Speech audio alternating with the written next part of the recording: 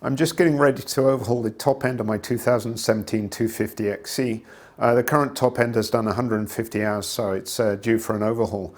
But before I do that, I wanted to check the squish band measurement, so I have a reference for when I rebuild the engine.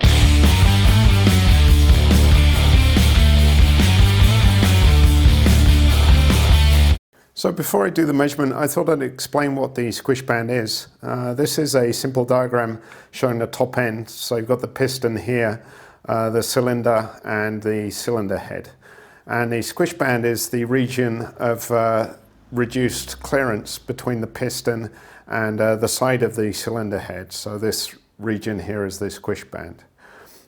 You should note that KTM 250 pistons have a domed head like this, and 300 pistons have a flat head. So you'll find the cylinder head is shaped quite differently between the 250 and the 300. Also, you should note that standard KTM 250 cylinder heads are domed, so they don't have a distinct squish band like this. The method I'm going to be using to measure the squish is to use some solder.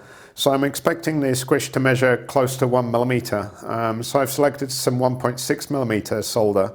And with the piston down and the spark plug removed, you simply feed the solder in to the side of the piston and then manually move the piston up. So you can put the bike in gear and then using the rear wheel, bump the piston up until it reaches top dead center, and then move it down again and remove the solder. And you'll find this solder is compressed, and you can measure the thickness of the solder, which is equivalent to the squish.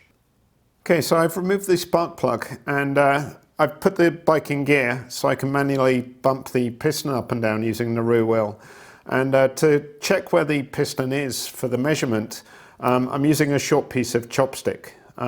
So you can see now the piston is fairly low, and if I bump the rear wheel, it's moving it up.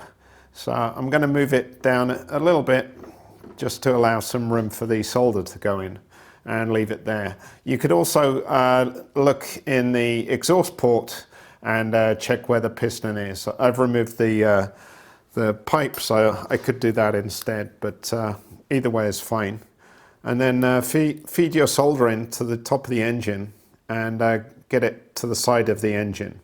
And then you're ready to do the measurement and bump the piston right up to top dead center. And you can hear there it cycled through, and it's compressed the solder. So here you can see I'm measuring the thickness of the piece of solder I used for the squish measurement, and I'm using some digital calipers, and they're showing 1.08 millimeters. So now I have my reference squish measurement for my rebuild. If I wanted to reduce the amount of squish, I could use a thinner base gasket and increase the compression.